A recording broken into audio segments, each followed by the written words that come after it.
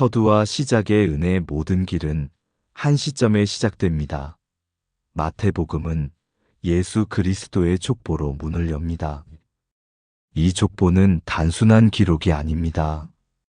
그것은 하나님의 오랜 계획이 어떻게 흐름처럼 이어졌는지를 보여주는 이야깃거리이며 우리의 삶도 그 흐름 속에서 약속에 포함되어 있음을 상기시킵니다.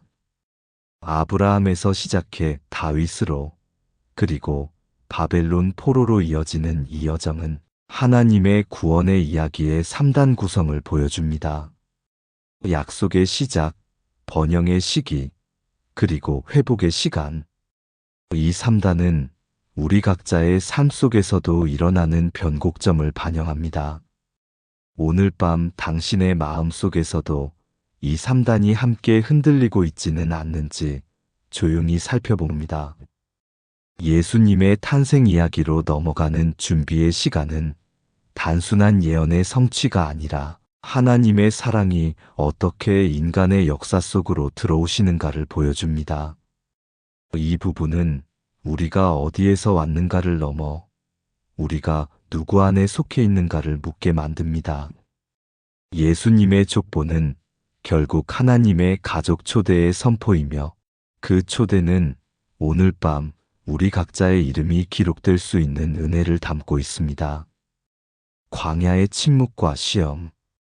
예수님은 세례를 받으신 뒤 성령의 이끌림으로 광야로 나아갑니다. 그곳은 외롭고 버림받은 곳이 아니라 하나님의 음성을 듣고 자신의 사명을 선명히 하는 장소였습니다. 40일의 금식과 3가지 시험은 단순한 도전이 아니라 예수님이 우리 인간의 한계를 극복하는 길을 보여주는 거룩한 전투였습니다.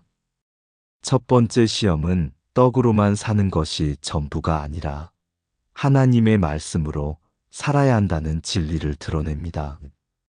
두 번째 시험은 하나님의 아들을 시험하지 말라는 명령으로 자신이 원하는 기적의 확인이 신앙의 뿌리까지 흔들지 않는다는 것을 보여줍니다.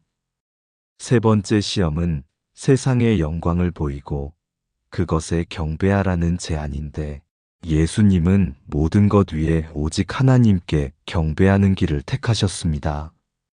이 광야의 이야기는 오늘 우리의 밤에도 울려 퍼집니다.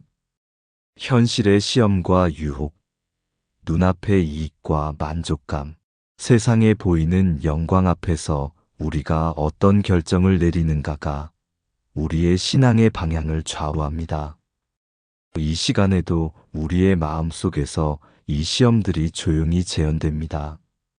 그러나 광야의 끝에 다다르면 우리는 예수님이 선택하신 길, 즉 말씀과 순종이 남는 길로 돌아와야 한다는 것을 기억합니다. 팔복의 문을 여는 길. 산 위에서 예수님이 제자들과 무리에게 선포하신 팔복은 단지 축복의 목록이 아닙니다. 그것은 천국 백성의 삶의 방식이며 하나님의 나라에 들어가는 문입니다.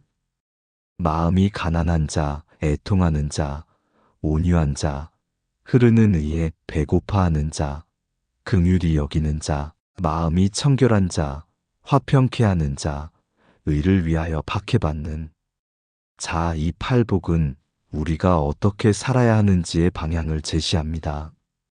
이 말씀들은 세상의 기준과는 다릅니다. 세상은 힘과 지위, 성공의 잣대로 사람을 평가하지만 하나님의 나라는 마음의 자세로 평가합니다. 가난한 마음으로 시작해 애통하고 온유로 걸으며 의를 갈망하고 긍휼로 채워지고 청결로 시야를 유지하며 화평으로 관계를 다루고 박해를 받더라도 그 길을 선택하는 자들을 통해 하나님의 나라가 조금씩 이 땅에 임합니다. 밤이 깊어질수록 이 팔복은 우리를 향해 한 걸음 더 다가옵니다. 우리가 손에 쥔 것들보다 더 중요한 것이 있다면 그것은 바로 이 마음의 상태이며 이 상태를 통해 하나님의 임재를 경험하는 것입니다. 팔복은 우리를 구원의 길로 이끄는 초대장입니다. 오늘 밤 이 초대장에 응답할 준비가 되었는지 질문합니다. 마음의 가난함으로 시작해 의의 배고픔으로 끝까지 가는 여정이 당신의 밤에 조용히 다가옵니다. 사부 수문 중에 보시는 하나님. 마태복음의 가르침은 우리의 행동 뒤에 숨은 동기와 마음의 중심을 보신다는 사실로 방향을 잡습니다. 구제할 때 보이는 칭찬을 구하지 말고 기도할 때도 골방에서 조용히 해야 한다는 예수님의 가르침은 외형이 아니라 내면의 진실을 보시는 하나님의 시선을 강조합니다. 금식의 진정한 의미는 외적인 절제가 아니라 내면의 결단과 하나님의 임재를 향한 깊은 만남에 있습니다.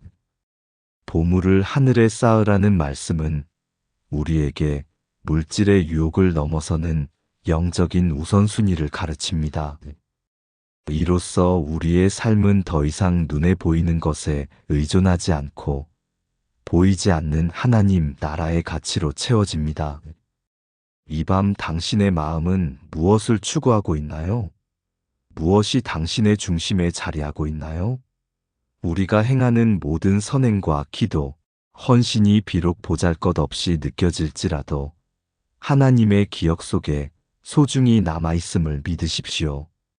수문 중에 보시는 하나님은 지금도 당신의 속마음을 들여다보고 계시며 당신의 밤과 아침을 함께 하십니다. 밤을 지나 새벽을 맞이하는 약속. 오늘 이 밤의 끝에서 마태복음이 우리에게 전하고자 하는 가장 깊은 메시지는 바로 하나님의 구원 계획의 확실성입니다. 예수님의 탄생은 우연이 아니라 철저히 준비된 계획이며 그분의 삶과 십자가, 부활은 하나님의 사랑이 우리 안에 실제로 임하는 증거입니다. 새로운 시작의 선언으로 이어집니다. 당신이 오늘 밤 들었던 말씀이 당신의 삶의 방향이 되길 바라며 내일 아침 눈을 뜨는 순간 하나님의 임재를 다시 한번 체험하길 기도합니다.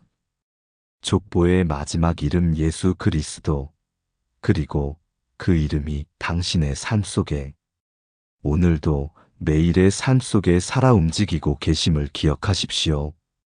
이제 밤이 깊어갈 때 조용히 눈을 감고 당신의 호흡을 느껴보십시오.